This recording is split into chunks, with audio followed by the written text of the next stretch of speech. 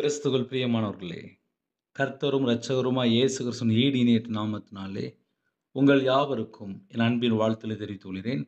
தேவானவர்களே அப்பம் prayer ministry channel மூலியமாக உங்களோடு சந்திப்பதில் மிகுந்த மகிழ்ச்சி அடைகிறேன். எபேசியர் 6ஆம் அதிகாரம் 18ஆம் வசனத்திலே, எந்த சமயத்திலும் சகலவிதமான வேண்டுதலோடும் விண்ணப்பத்தோடும் ஆவியினாலே ஜெபம் பண்ணி அதன் பொருட்டு மிகுந்த மன உறுதியோடும் சகல பரிசுத்தவான்களுக்காகவும் பண்ணும் வேண்டுதலோடும் விழித்துக் கொண்டிருங்கள். ஹalleluya. கிறிஸ்துவுக்குள் பிரியமானவர்களே, எந்த சமயத்திலும் சகலவிதமான வேண்டுதலோடும் விண்ணப்பத்தோடும் ஆவியினாலே ஜெபம் பண்ணி. சில குடும்பம் ரொம்ப கஷ்டப்பட்டுட்டு இருப்பாங்க. இதயத்துக்குள்ளே தாங்க முடியாத துக்கங்கள், தாங்க முடியாத வேதனைகள், மனபாரம், மன அழுத்தம். ஆனால் எந்த நேரம் பார்த்தாலும் தேவனோடு தொடர்புல இருப்பாங்க. ஒரு பக்கம் பார்த்தா வீட்ல பிரச்சனை அளவுக்கு அதிகமா இருக்கும். இன்னொரு பக்கம் பார்த்தா தேவனோடு தொடர்புல இருப்பாங்க. எந்த சமயத்திலும் தேவனோடு தொடர்புல இருப்பாங்க. பணம் இருக்கு அப்படின்னா எல்லாரும் இருப்பாங்க. கொஞ்சம் கடன் இருக்கு, ஏழை எளிய ஜனமா இருக்கிறாங்க, திக்கற்ற பிள்ளையா இருக்காங்க, விதவையா இருக்காங்க, எனக்கு யாரும் இல்லை அப்படின்னா எல்லாரும் விட்டுட்டு போயிடுவாங்க. இதுதான் உலகம். ஆனால் நம்ம ஜெபிக்கும்போது நம்ம கூட கர்த்தர் இருக்கிறார். எந்த சமயத்திலும் சகலவிதமான வேண்டுதலோடும் நம்ம குடும்பத்தில் நமக்கு என்னெல்லாம் வேணும் எல்லாவற்றையும் ஜெபத்திலே தேவனுக்கு தெரியப்படுத்த வேண்டும். எந்த சமயத்திலும் தேவனுக்கு தெரியப்படுத்தணும். விண்ணப்பத்தோடு ஆவியினாலே ஜெபம் பண்ண வேண்டும் என்று எழுதப்பட்டிருக்கு. நாளைக்கு ஒருவேளை எனக்கு இவ்வளோ ரூபா பணம் வேணும் அப்படின்னு சொல்லி யாருக்காவது பணம் தேவை இருக்கா? நைட்டே தேவன்கிட்ட சொல்லிருங்க. அப்பா படுத்து தூங்க போகிறேன்ப்பா, நாளைக்கு இவ்வளோ ரூபா தேவை இருக்கு. எக்ஸாம் எழுத போகுது பிள்ளைகள், நாளைக்கு நைட்டே சொல்லிடணும். நாளைக்கு நான் நல்ல எக்ஸாம் எழுதணும், நல்லா படிக்கணும், நல்ல மார்க் வேணும்ப்பா, படித்த பாடம்னா ஞாபகத்துக்கு வரணும், கொஸ்டின் ஈஸியாக இருக்கணும் அப்படின்னு சகல விதமான வேண்டுதலோடும் எந்த சமயத்திலும் எந்த டைமாக இருந்தாலும் சரி. ஒருவேளை நான் ராத்திரி 12 மணிக்கு தான் செய்தி கேட்குறேன், பரவாயில்ல. நைட்டு 9 மணிக்கு கேட்டேன். நைட்டு ஃப்ரீயாக இருக்கிறீங்களா? உட்காந்து ஜெபம் பண்ணுங்க. எந்த சமயத்திலும் சகல விதமான வேண்டுதலோடு விண்ணப்பத்தோடும் ஆவியினாலே ஜெபம் பண்ணி அதன் பொருட்டு மிகுந்த மன உறுதி. அடுத்த பாயிண்ட் என்னன்னா, மிகுந்த மன உறுதி இருக்கணும். மன உறுதி இருக்கும்போது தான் நமக்கு பயம் வராது. நான் தேவன்கிட்ட சொல்லிட்டேன், தேவன் பார்த்துக்கிடுவார். அந்த மன உறுதி நமக்குள்ளே முதலாவது இருக்கணும். மிகுந்த மன உறுதி என்று எழுதப்பட்டிருக்கு. நான் ஒரு மனுஷன்ட்ட சொல்லல, என்னை உருவாக்கின தேவன்கிட்ட நான் சொல்றேன்.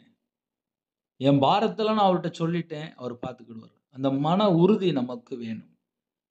மிகுந்த மன உறுதியோடும் அடுத்த பாயிண்ட் சகல பரிசுத்தவான்களுக்காகவும்.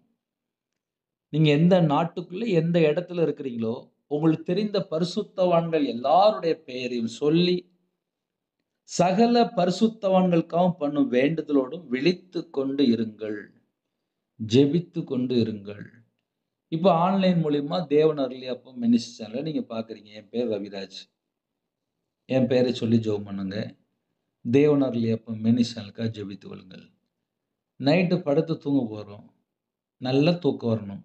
அப்பா இன்பமான தூக்கம் தாங்கப்பா, தேவையில்லா சொப்பனை எதுவும் வரக்கூடாது. வரக்கூடிய கருத்தை வெளிப்படுத்துங்க.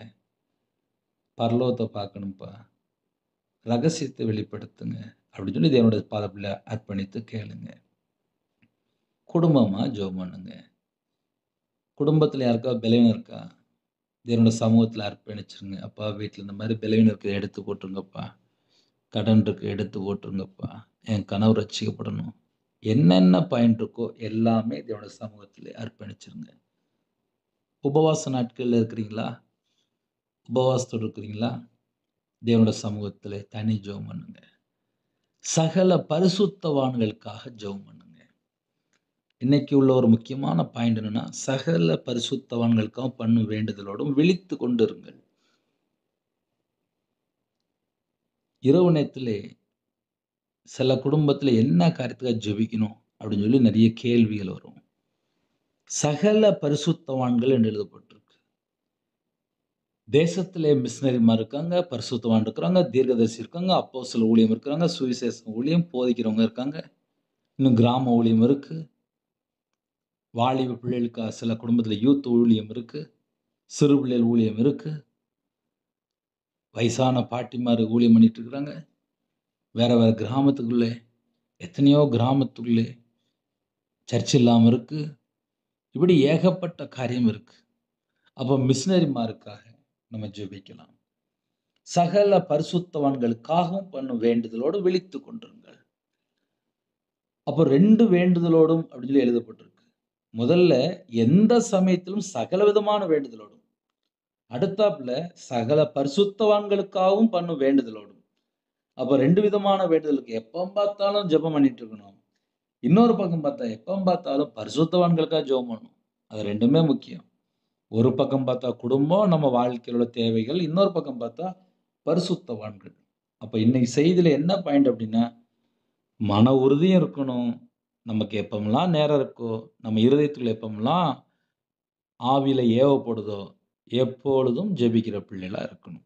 அப்படி ஜெபிக்கும்போது, உங்க கூட பரிசுத்த ஆவியார் இருப்பாரு. தேவ பிரசன்னம் இருக்கும்.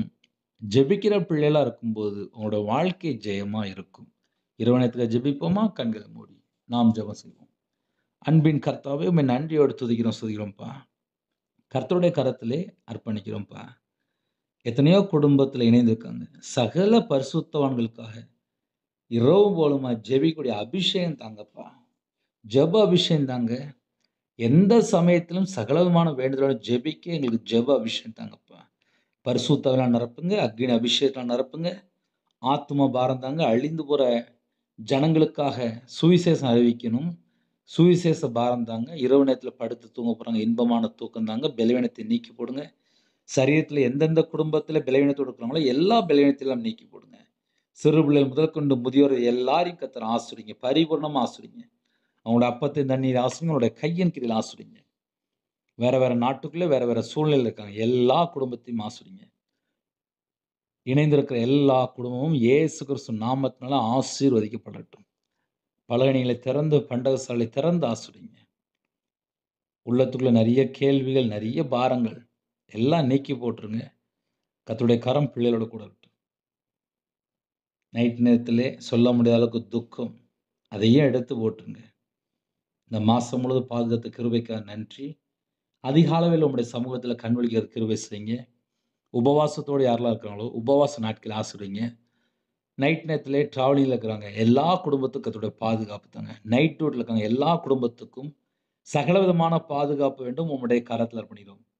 பலவீனத்தோட யார் ஹாஸ்பிட்டல்ல இருக்காங்களோ, உம்முடைய தழும்புள்ள கரத்தினால தொட்டு சுகமாக்கி தாங்க. பரிபூரணமான சுகம் தாங்க. ஹோம்ல இருக்காங்க, ஹாஸ்டல்ல இருக்காங்க, முதியோர் இல்லத்துல இருக்காங்க, வெளிநாட்டுல இருக்காங்க, வேற வேற இடத்துல இருக்காங்க. கர்த்தர் கூட இருங்க. கர்ப்பத்தினியா ஜெபிக்கிறோம். கர்த்தர் மனமிறங்க. மாசமா இருக்காங்க. கர்த்தர் ஆசீர்வதித்த கிருபைக்காக நன்றி.